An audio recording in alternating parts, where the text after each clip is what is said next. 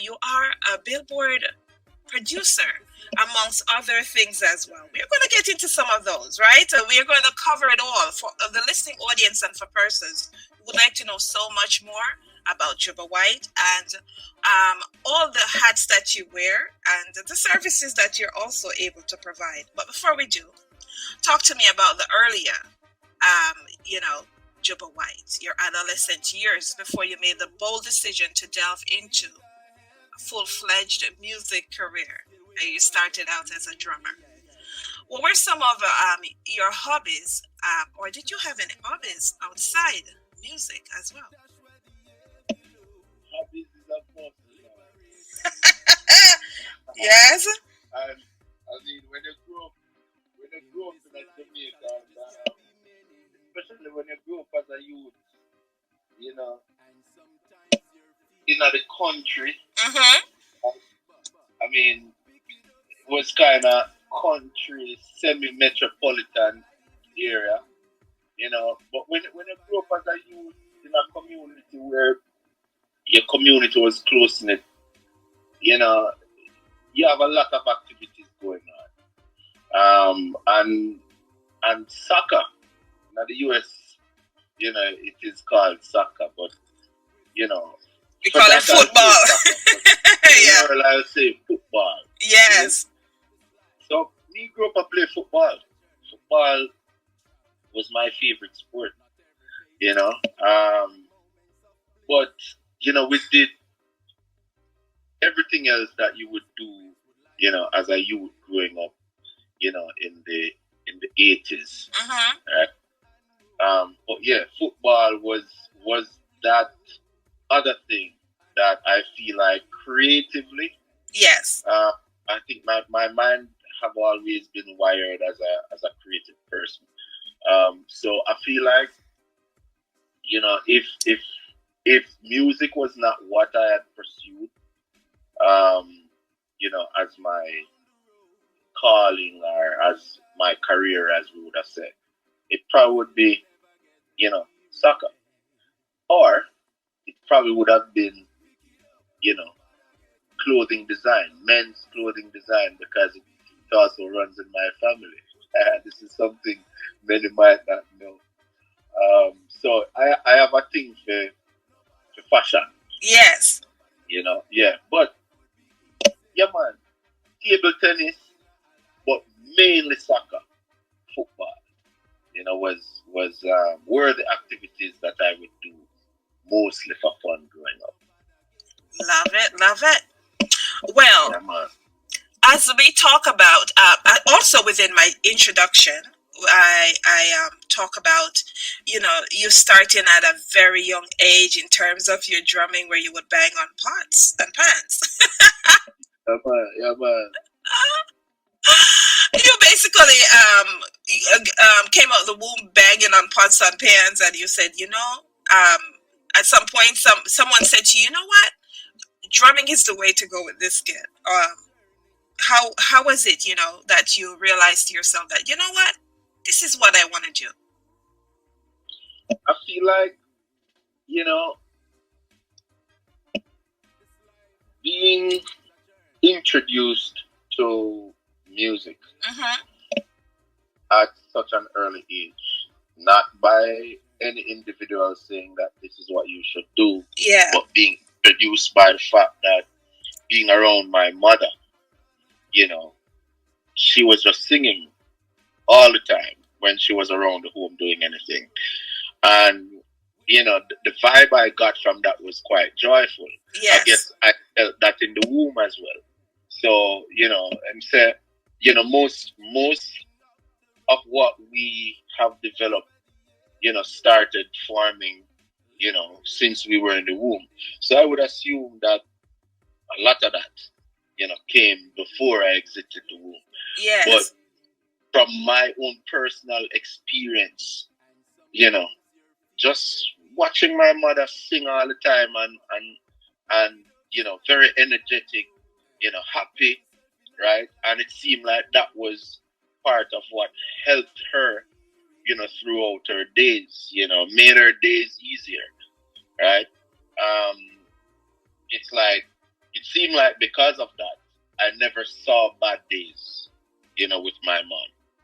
And, like that experience, I feel like even without having to, to try and analyze it too much. Now, in hindsight, anything that brings such good vibe that you're being introduced to is something that you obviously, are gonna, take on to. So yeah, music was introduced to me, through those energies, through my mother singing and just feeling good throughout the days, and then we just join her. That's how I'd explain it best. Well, it is that a simple thing such as listening to calming music, is and passing on emotions, even while being pregnant with a child, is very therapeutic as well. Being able to relax emotions, even to the baby in your stomach, is one of the greatest things. And it is therapeutic. Music all over as well. Yeah. Yeah, man. Come on. So you went on to enroll in the Edna Manley College of Visual and Performing Arts in Kingston. Yeah. And during those years, what was the, I would say, what was the atmosphere like? It was an atmosphere of, camaraderie. Like I still have good friends, from those years. We're talking about 95, 96, Yes. 97. I have friends that I made entering Edna Manley. I also went into Edna Manley with friends, right? And it's one of those institutions, and I guess because it's the arts connect people, right? And when you're connected, on a level of which you're doing something together that brings people together, it first has to bring you together, right? So most naturally, most of my, closest friends and associates are going to be, within, the music industry. Yeah, it was camaraderie. It was fellow bandmates. It was fellow study mates. It was, colleagues that, we challenged each other to be better. Because, for example, we had a big room, which was room 13, where most of the ensemble, classes happened. But then we had like room 12, which was like a drum room. And in that room, you would probably have like 2 or 3 drum kits, So as drummers, we could just go in there and we could just vibe together, right? We would challenge each other in a productive way, And so, yeah, it was more that than anything else that I've experienced in that institution. Camaraderie and, challenge in developing, one's skills. And for the professional career. Now, during this period as well, was when you guys decided to make a band, Dubtronic Kru? Yeah. You're going way back in history. I love it. Yes. All right. Watch me now. That happened in such a way that it wasn't even, everything came together, I'd say, in such a way that you can't even pinpoint what, why, who made the decisions, because 4 of us were friends, right?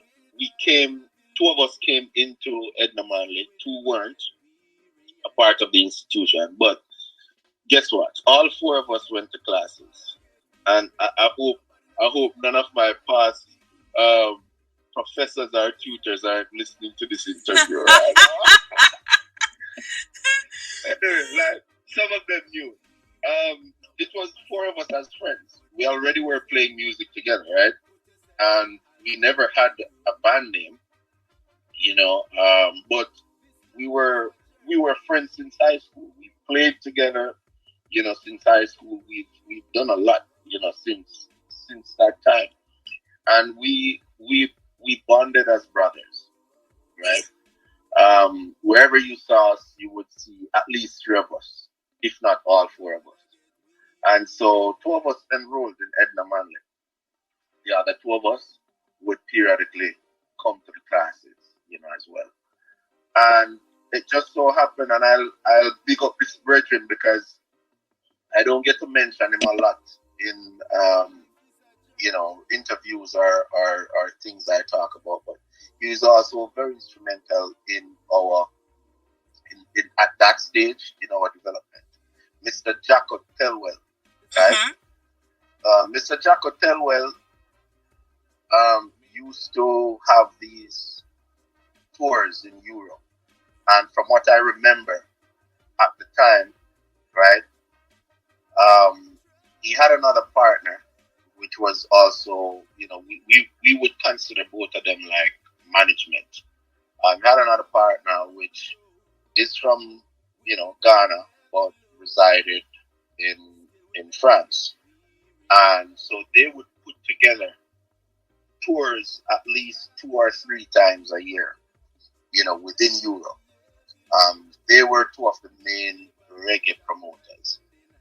Jacko being the one dealing with, the side in Jamaica, bringing the Jamaican artists, he reached out to have a young band, right? That would be the backing band for most of these foundation artists that they would be hosting, on tours in Europe. And that's how we came into the picture. Edna Manley, of course, known as, you had Alpha Boys School and you have,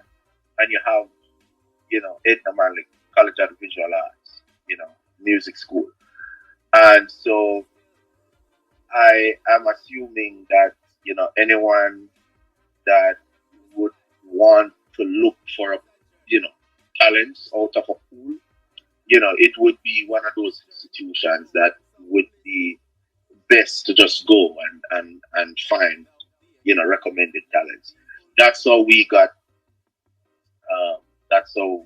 we got called, to do this, right? And so one of us of the crew did it a year ahead of the rest of us.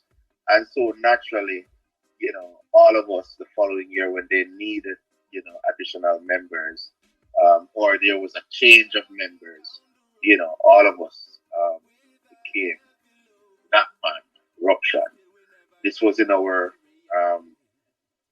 teenage years. So we're talking about, for me, I was 19 years old. Two of us was 19, one was 20, and one was 18. And that's how we started. So big up to Mr. Jacko Telwell, who I don't get to mention a lot. But that part of our journey became a reality because of him. Awesome.